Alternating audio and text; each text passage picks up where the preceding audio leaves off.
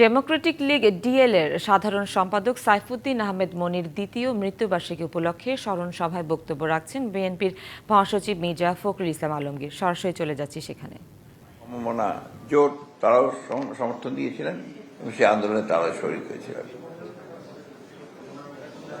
আজকে এই সংস্কারকে নিয়ে বিভিন্ন রকম কথাবার্তা দীর্ঘদিন ধরে হয়েছে, কারণ এর আলোচনা চলছে, এগুলো নিয়ে ডিসকাশন হচ্ছে, রাজনৈতিক দলগুলো কথা বলছে, সব মিলিয়ে শেষ পর্যন্ত একটা জায়গায় বোধহয় তারা আসতে পেরেছেন যেখানে তারা আগামী 17 তারিখে এই সনদের স্বাক্ষর করবেন, যেগুলো বিষয়ে একমত হয়েছেন সেই বিষয়গুলো।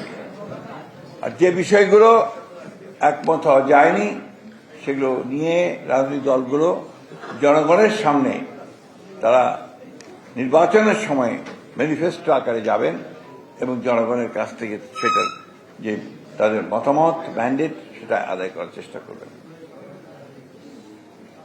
বন্ধুগণ, এই নিয়ে অনেক কথা হয়েছে, আমি এই কথাগুলো বারবার বলতে চাই না, বলে আবারও জাতিকে ভারাক্রান্ত করতে চাই না। আমরা সবসময় সংস্কার পক্ষে ছিলাম, যদিও আমাদের বিরুদ্ধে প্রচুর প্রচারণা চালানো হয়েছে, এখনো হচ্ছে যে আমরা নাকি আপনারা সংস্কারের বিরুদ্ধে। এটা খুব পরিষ্কার করে বলে দিতে চাই, আপনারা জানেন যে সংস্কারের মধ্যেই বিএনপির জন্ম হয়েছে।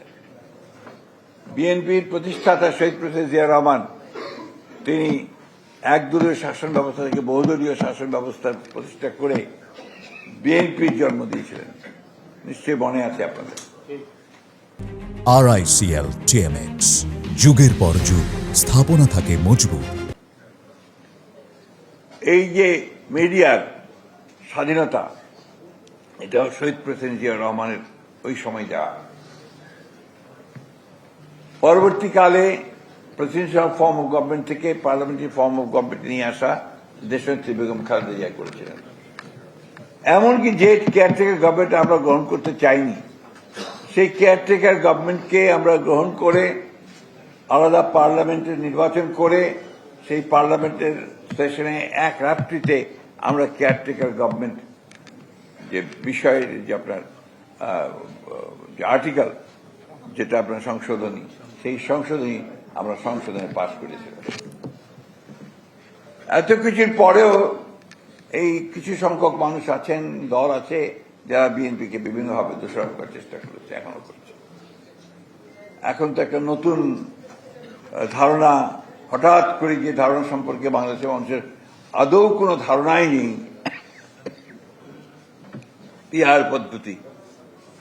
এই হাউজের মধ্যে কয়জন আছেন বলেন তো যে পিয়ার পদ্ধতি বোঝেন? আছেন নাকি?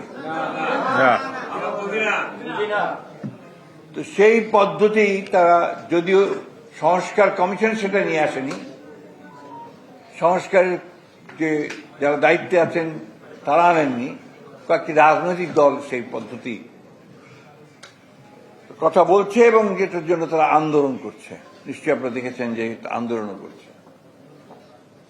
এর লক্ষ্য একটাই, সেই লক্ষ্যটি হচ্ছে যে নির্বাচনকে বিলম্বিত করা, জনগণের ক্ষমতা জনগণের হাতে ফিরিয়ে দেওয়ার যে প্রক্রিয়া, সেই প্রক্রিয়াকে বিলম্বিত করা।